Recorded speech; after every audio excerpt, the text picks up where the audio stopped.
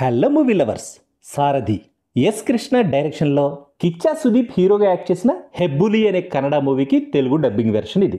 యాక్చువల్గా కన్నడలో 2017 ఫిబ్రవరిలోనే థియేటర్స్లో రిలీజ్ అయిన ఈ మూవీ ఇప్పుడు తెలుగులో సారథి పేరుతో ఆహా ఓటీటీలో స్ట్రీమింగ్ అవుతుంది. ఈ మూవీ ఎలా ఉందో ఈ రివ్యూలో చూద్దాం.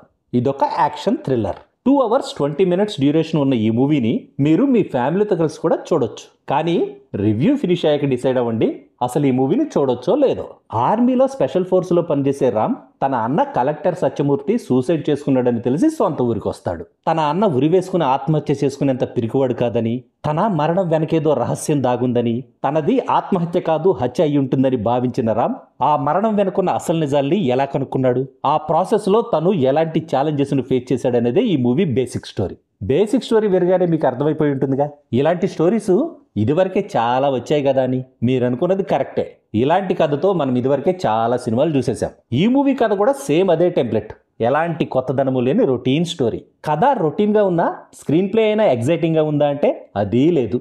మూవీ నరేషన్ కూడా ఎలాంటి క్యూరియాసిటీని జనరేట్ చేయకుండా చప్పగా సాగిపోతుంది. పేరుకి 3 విలన్లున్నా ఒక్కళ్ళ క్యారెక్టర్ కూడా స్ట్రాంగ్గా లేదు.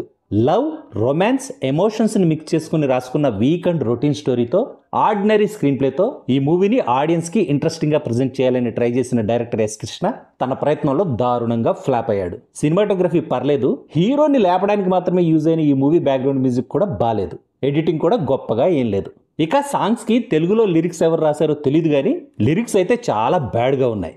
రామ్గా కిచ్చా సుదీప్ క్యారెక్టర్ని డిజైన్ చేయడం అయితే డిఫరెంట్గానే డిజైన్ చేశారు. కానీ తన లుక్ మాత్రం అస్సలు నచ్చలేదు నాకైతే. యాక్టింగ్ మాత్రం పర్లేదు. హీరోయిన్గా నందిని క్యారెక్టర్లో అమలాపాల్, హీరో బ్రదర్ సత్యమూర్తిగా రవిచంద్రన్, వదిన అనురాధగా కళ్యాణిల యాక్టింగ్ పర్లేదు.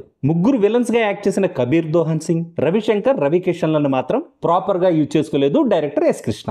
ఫైనల్గా చెప్పాలంటే డైరెక్టరు హీరోకి ఇచ్చే ఎలివేషన్స్ మీద పెట్టిన శ్రద్ధ మూవీ కథపై పెట్టుంటే సినిమా కొంచెమైనా బాగుండుండేదేమో. ఓటీటీలోనే కదా అని చూడడానికి ట్రై చేశారు. చూశాక నాలాగే ఎందుకురా అనవసరంగా టైము డేటా 2 వేస్ట్ చేసుకున్నాను అని షూర్గా బాధపడతారు. That's all in this review friends. మళ్ళీ నెక్స్ట్ రివ్యూలో కలుసుకుందాం. Thank you for watching.